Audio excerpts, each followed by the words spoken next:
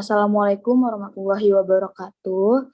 Perkenalkan, nama saya Dela Salsabila Putri, NPM 1703-101-824. Di sini saya akan mempresentasikan Social Marketing Plan sebagai upaya meningkatkan perilaku menjaga kebersihan sekaligus menerapkan protokol kesehatan di asrama yatim piatu dan duafa Rumah Harapan AB. Selanjutnya, pendahuluan. Pertama, Rumah Harapan AB merupakan sebuah asrama yatim piatu dan duafa yang berlokasi di Jalan Kebon Kelapa nomor 313 Kopen, Kabupaten Bekasi, Jawa Barat, yang sudah berdiri sejak tahun 2016. Total anak yang ada di asrama yatim piatu dan duafa Rumah Harapan AB ini yaitu sekitar 30 orang yang berumur 7 sampai 16 tahun. Lalu untuk yang tinggal di panti atau yang termasuk dalam kategori mukim terdapat 8 orang, di mana perempuan berjumlah 6 orang dan juga laki-laki berjumlah 2 orang. Terdapat pengasuh yang mengurus anak-anak sebagai yang mengurus kebutuhan dan kegiatan sehari-hari anak di panti. Dalam melaksanakan tahapan social marketing plan ini, sebagai praktikan melaksanakan proses asesmen menggunakan piramida dari Child Safeguarding and Promoting Welfare. Ini terdapat dua aspek atau dua piramid, yaitu pertama ada Child Development Needs. Child Development Needs ini terdapat beberapa poin. Yang pertama dari aspek kesehatan, kondisi anak-anak yang berada di panti atau asrama yatim piatu dan duafa Rumah Harapan AB ini tidak ada yang memiliki riwayat penyakit yang berat. Lalu anak-anak yang ada di panti juga tidak memiliki kartu BPJS, tetapi apabila ada anak yang sakit, pertolongan pertama yang diberikan adalah dengan memberikan obat. Jika dalam 2 hari tidak sembuh, maka akan dibawa ke klinik terdekat dari panti sekitar 100 meter saja. Lalu education atau aspek pendidikan atau akses pendidikan. Akses pendidikan untuk anak yang berada di Rumah Harapan AB ini, mereka mendapatkan pendidikan sesuai dengan umurnya masing-masing. Dan juga mereka bersekolah formal di luar dari panti. Pihak panti akan membiayai biaya pendidikan mereka hingga mereka lulus SMA atau bahkan kuliah jika mereka memiliki keinginan gitu. Pihak panti atau pengurus mengatakan bahwa hampir semua anak dapat mengikuti pelajaran di sekolah dengan baik. Gitu. Mungkin ada hanya satu anak yang perkembangan membaca dan menghitungnya agak lambat gitu. Lalu yang selanjutnya ada emotional behavior development. Kondisi emosional para anak di Rumah Harapan AB ini di awal kedatangan praktikan cenderung pemalu, tetapi setelah melewati proses perkenalan dan juga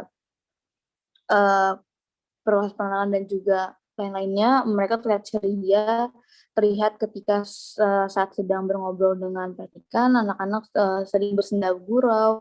Selain itu juga anak-anak memiliki sopan santun dan ramah saat bertemu dengan orang. Karena ketika mereka datang ke ke asrama tersebut dan bertemu anak-anak, mereka langsung menghampiri dan bersalaman seperti itu.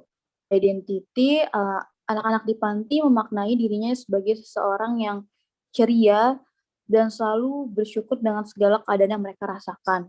Mereka pun cukup percaya diri, terlihat ketika praktikan menanyakan cita-cita mereka, mereka dengan percaya dirinya menyebutkan profesi yang diminatinya.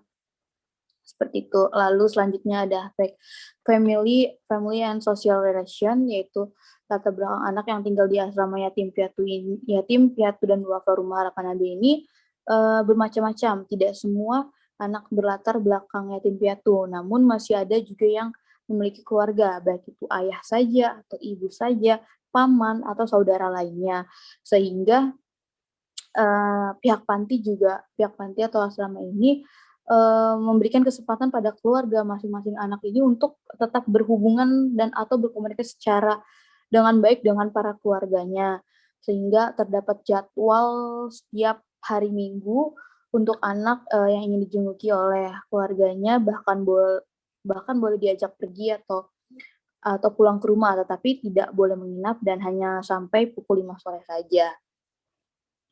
Lalu selanjutnya ada social, presentation, anak-anak di panti sangat sopan ketika bertemu dengan orang baru dan cukup interaktif ketika ditanya oleh orang.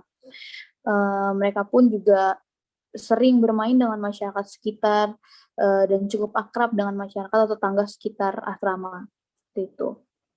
Lalu ada, eee, aspek self care skill, di mana kemampuan anak di asrama Rumah Harapan AB ini dalam mengurus dirinya masing-masing, terbilang cukup mandiri, yaitu terlihat dengan, saat mereka mencuci bajunya sendiri, lalu para anak juga sering berinisiatif untuk memasak dan menyiapkan makanan untuk dirinya sendiri.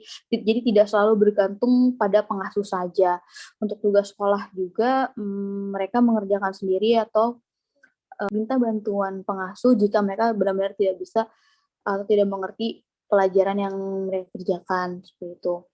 Lalu, untuk masalah bersih-bersih dari pihak pengasuh juga mengatakan bahwa untuk mandi, mencuci tangan, dan lain-lain itu harus masih terus diingatkan oleh pengasuh gitu. Hal ini juga terlihat ketika, praktikan datang berkunjung ke asrama, saat itu sore hari, di mana saat itu pukul 5 sore dan seharusnya para anak sudah pulang ke asrama dan mandi, tetapi mereka masih melanjutkan untuk bermain di luar. Ketika datang, anak dia ada yang memakai masker ketika, main di luar bersama, teman-temannya. Lalu untuk, juga jarangnya mereka dalam mencuci tangan, setelah bermain kotor-kotoran atau saat ingin makan, mereka seringkali lupa untuk mencuci tangan. Ketika selain itu juga, eee, terlihat dari hasil pengamatan dan asesmen juga, anak-anak di asrama ini, tidak memakai masker ketika mereka harus keluar asrama gitu, seperti itu. Lalu selanjutnya adalah dengan aspek parenting capacity. Yang pertama ada basic care. Kebutuhan dasar anak di panti terbilang, dapat termenuhi dengan baik untuk urusan sembako seperti beras, lauk pauk dan lain-lain itu anak-anak tercukupi dengan baik. Lalu untuk kebutuhan makanan sehari-hari, pengasuh memasak, dan memberi makanan, 3 kali sehari. Dan untuk anak-anak di sana juga diberikan uang jajan 5.000 per hari. Lalu ada ensuring safety, di mana lokasi asrama Rumah Harapan AB ini di pinggir jalan. Jadi dan akses, keluar masuknya juga hanya satu, jadi, pengasuh walaupun sempat mengkhawatirkan karena, cukup bahaya karena di pinggir jalan tersebut banyak, kendaraan yang berlalu lalang, tapi, dari pengasuh sendiri juga sudah atau mewanti-wanti para anak untuk lebih berhati-hati jika keluar dari asrama, seperti itu. Lalu untuk emotional warmth, pengasuh atau pemilik panti sendiri, selalu berusaha untuk memberi kenyamanan kepada anak-anak yang ada di, panti atau asrama, dengan cara mendekatkan diri kepada anak, mengajak mereka untuk bercerita, ada stimulasi yang diberikan untuk para anak di asrama Rumah Harapan AB ini juga sesuai dengan perkembangan usia para anak. Lalu ada guidelines and boundaries atau batasan. Batasan atau perilaku yang anak yang tinggal di panti ini terdapat, norma, perilaku, atau aturan yang perlu untuk ditaati oleh semua anak. Jika jika tidak dipatuhi dengan baik, maka ada sanksi yang akan diberikan, yaitu biasanya adalah tidak dibolehkannya untuk bermain keluar dan juga tidak diberikan uang jajan, saat itu, gitu. Lalu ada stability, Yayasan Rumah Harapan AB ini juga memberikan pelayanan anak-anak di sana sampai minimal mereka lulus SMA bahkan kuliah. ataupun jika sewaktu-waktu keluarganya ingin merawat kembali anak tersebut, itu diperbolehkan. Karena yang terpenting anak-anak setelah keluar dari asrama itu tidak terlantar dan kehidupannya terjamin dengan baik. Seperti identifikasi sikap dan perilaku. Berdasarkan hasil asesmen, pengamatan langsung, dan juga observasi yang dilakukan di panti atau asrama ini, praktikan menemukan permasalahan atau perilaku yang perlu diperbaiki maupun ditingkatkan, yaitu perilaku atau pemahaman mereka dalam pentingnya menjaga kebersihan sekaligus menerapkan protokol kesehatan. Apalagi di tengah pandemi saat ini, walaupun saat ini memang kasus COVID-19 sudah sangat menurun dengan bagus dan baik, tetapi kita sebagai masyarakat perlu untuk terus menjaga kebersihan dan menerapkan protokol kesehatan tersebut.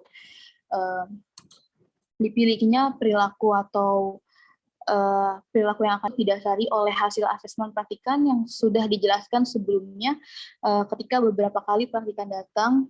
Selanjutnya, lalu ada konsep social marketing, di mana dapat disebut 4P, yaitu product, price, place, dan promotion. Kegiatan yang akan dilaksanakan, yang pertama ada produk. Kegiatan yang akan dilaksanakan di Asrama Yatim Piatu dan Duafa Rumah Harapan AB ini untuk sasarannya yaitu membangun perilaku memakai masker dan juga mencuci tangan. Itu dilakukan dengan melakukan sosialisasi mengenai pentingnya menjaga kebersihan, menerapkan protokol kesehatan, serta di dalam sosial tersebut akan dijelaskan mengenai cara mencuci tangan dengan benar. Dalam kegiatan tersebut pula, praktikan akan menampilkan sebuah poster yang akan menampilkan cara mencuci tangan dengan benar. Itu. Yaitu kedua ada price. Dalam hal ini kegiatan pelaksanaan social marketing ini pengorbanan yang dilakukan ialah waktu dan juga komitmen dalam mengikuti kegiatan yang ada.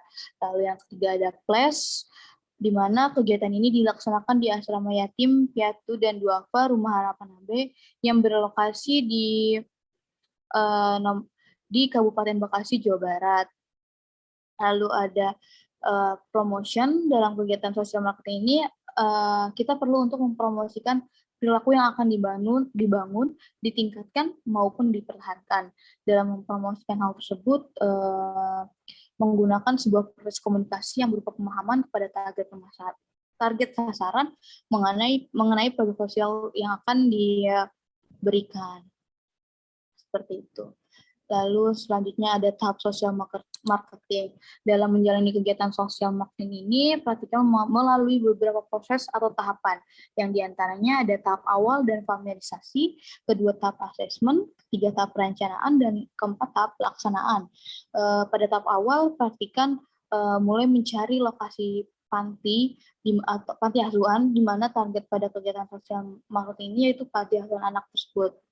Setelah mendapatkan lokasi praktik yaitu Asrama Yatim Piatu dan Duafa Rumah Harapan AB yang berlokasi di Kabupaten Bekasi, Jawa Barat. Praktikan melakukan perizinan dan juga familiarisasi dengan pengurus atau pengasuh serta anak-anak yang tinggal di asrama tersebut. Lalu kedua, tahap asesmen. Dalam proses atau tahap asesmen ini menggunakan kerangka asesmen child safeguarding and promoting welfare yang meliputi child development needs dan parenting capacity. Lalu setelah mendapatkan hasil asesmen dan dari hasil asesmen, pengamatan dan observasi yang dilakukan oleh praktikan, maka ditemukanlah perilaku yang perlu dibangun, yaitu kebiasaan dalam menjaga kebersihan serta penerapan protokol kesehatan, di mana perilaku yang dibangun ini adalah dengan cara memakai masker serta mencuci tangan dengan baik dan benar. Itu. Saat tahap perencanaan juga praktikan terus berkolaborasi atau berkomunikasi dengan pengasuh di asrama tersebut untuk membicarakan atau merancang kegiatan yang akan dilaksanakan seperti itu. Lalu tahap pelaksanaan kegiatan ini dilaksanakan berupa sosialisasi, di mana praktikan akan menampilkan materi mengenai pentingnya menjaga kebersihan sekaligus menerapkan protokol kesehatan, di mana di mana dalam kegiatan ini juga pelatihan akan menampilkan pula cara mencuci tangan dengan benar serta manfaat yang akan didapatkan jika perilaku tersebut diterapkan dengan baik, seperti itu. Kegiatan sosialisasi akan diberikan secara kreatif melalui poster agar anak-anak tertarik untuk menyimak dan dapat memahami materi dengan baik, seperti itu. Selanjutnya, ini dokumentasi saat melakukan konversasi kepada pengurus dan juga anak-anak yang ada di asrama Rumah Harapan AB. Sekian presentasi social marketing plan yang telah saya buat. Kurang lebih mohon maaf. Terima kasih. Wassalamualaikum warahmatullahi wabarakatuh.